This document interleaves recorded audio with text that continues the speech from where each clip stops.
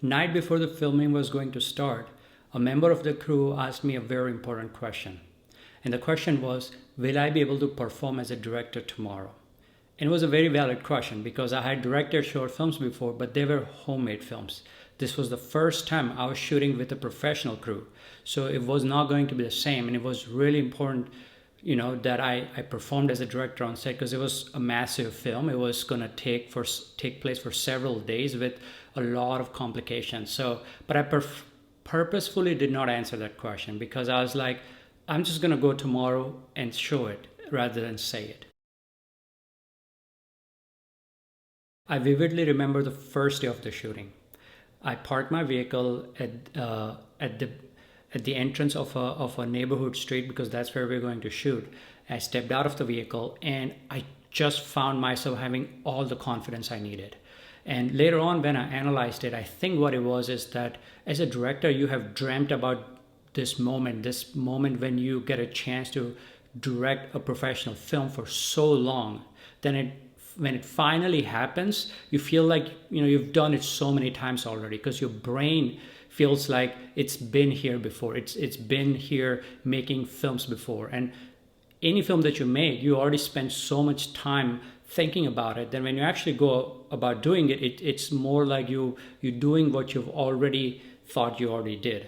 So it was just an amazing moment. I can still vividly remember the confidence I had when I just stepped out of the vehicle and walked down the street. And I remember the crew members on both sides of the street. They were unloading the equipment, they were preparing, and I went and thanked everybody on the set for being part of the film. So it was just a wonderful experience. We rented a house where we were going to shoot Nathan's bedroom scenes, and it was a brilliant moment when I entered the house and all the crew members came to me and we started discussing the film. So I had hair and makeup, the costume designer, production designer, cinematographer, so many people coming up to me and talking to me about the film and asking me, what to do. And it was just amazing because they're all very smart people and I was directing these very smart people. And it was just an amazing moment for me because this was what it was to be a director, to be on a professional set. It was just a brilliant experience. The first shot we did for this film was when Nathan, the character, walks down the street in his neighborhood,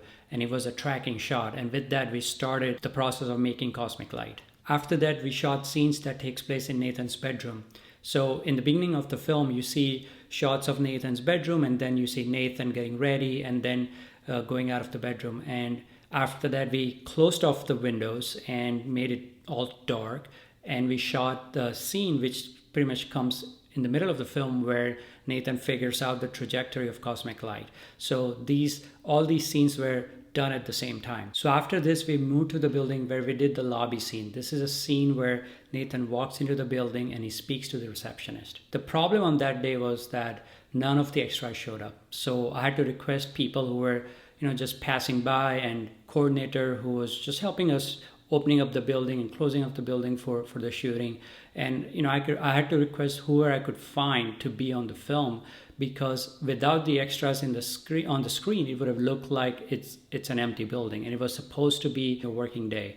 So when you're making a film, you come across so many problems like these, but you just have to keep your positive attitude and just deal with the situation and do your best. Day 2, we started in the evening, and the first thing we shot was the shot where Nathan walks up to the building and looks up at it. And it was supposed to take place in the morning, but we had to shoot it in the evening just from the scheduling purpose. We couldn't fit it in when we did the daytime shooting. After that, we shot the scene where Kosinski walks out of the building and he goes towards the parking lot.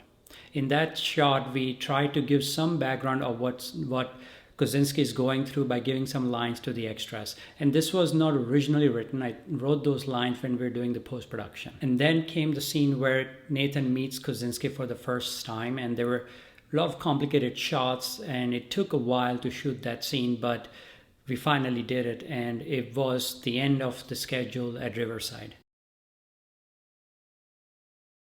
Day 3, we shot at Silverado Canyon. So this is a scene where Nathan comes to meet Davis for the first time. After that, we moved inside the cabin to shoot some of the daytime scenes. And one of the scenes was when Howard Davis, the character, is getting ready. And there's a line where Davis says, "Can I go now, mother?" And it was like a funny little line and was not in the script. But when we were rehearsing right before filming, the actor said it, and I thought it was a really good line. And all of these actors were professional actors. They remembered their lines. And so when they had a suggestion that fit the film, fit the character, I was always very happy to accommodate it. So it was a really good scene, and that line kind of made it work for me. The next 3 days of the filming was going to take place at night. So we came back the next day evening at the cabin, and before most of the crew and the cast had arrived, me, cinematographer, and our first AC, we went and shot some of the shots of the mountains, which were not too far away from the cabin, so that I knew I could use it later on when I edit the film. So then we came back, and all the cast and crew had arrived, and we started shooting inside the cabin first. And then we moved to the front of the cabin, which in the film we showed as if it's the back of the cabin, and we shot some of the scenes there. Day 5 took place at Malibu Creek State Park. We met in the evening. It was our staging area outside of the forest area. And then we took the actors and the crew to the location inside the forest where we shot for the next 2 nights. And it was really cold. It was in September, but it was still really, really cold. When you're in the forest, and when it gets midnight, it actually gets very cold. And I didn't know that until I actually experienced that. So it would take 2 hours to just get to the location and set everything up. And it would take about 2 hours to wind everything down and go back to the staging area. And that moving back and forth has to be counted in the shooting time. So out of the 12 hours of shooting time, I actually only had 8 hours. So I had to shoot half of the film at this location, and I only had 16 hours, right? I had 2 nights to shoot it. And I was doing something very innovative. We had very innovative VFX going to happen in this film. And so it was very challenging because not only I had very little time, I had very little time to make sure that I do it right, because if I had make any mistake and we get to the VFX part and we were like, oh, we don't have this shot, or we didn't take a plate here, or whatever, you can make one mistake and it can increase your budget tremendously. So you have to be very, very smart when you're dealing with VFX. And we were doing a very innovative VFX. We were going to have light-based entity in the film, and it wasn't something that was very obvious as to how to do it at that point. Day 6 was the last day of the film, and the pressure was high. I had to make sure that I got all the shots, and I looked at my shot list and we were not even halfway there. And so I just had to come up with what are the minimum amount of shots I need to tell the story. And that was actually true for every single day. Every single day I realized that I don't have enough time to do all the shots that are in the shot list, so I have to reduce it down. Whenever there's a lot of pressure, my brain just starts working faster and better. So under pressure, I was able to quickly figure out what are the minimum amount of shots I need and which are the most important shots. Because when the audience watches the film, they don't care that you didn't have enough time or that there was this problem or that problem. They just look at your film as is. So if the film looks rushed, that's no good. You have to make sure that the film doesn't look rushed, even though you were super rushed. So I just figured out really, really fast, in the last couple of hours, make sure I got the shots that I needed to make sure that it tells the story,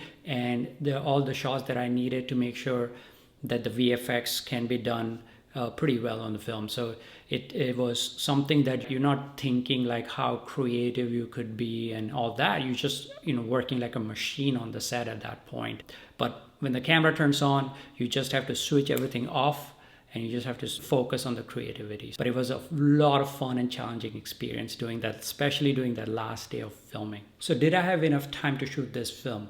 Absolutely not. Ideally, a film of this scale and these many locations and complexity should have, be given at least 15 days of shooting. But, I remember one point, my script supervisor told me, she's like, I've never seen a director take these many shots in a day. And I was like, well, what choice do I have? I only have this much budget to shoot, and I have huge ambition. I want to make a spectacle. I want to make a high quality film. So there is no choice. I have to work fast. But I think when you when you go through an experience like this, it is so so amazing when you come out of it and you finally see the film, and people are loving it and people are enjoying it. It just feels like it was all worth it.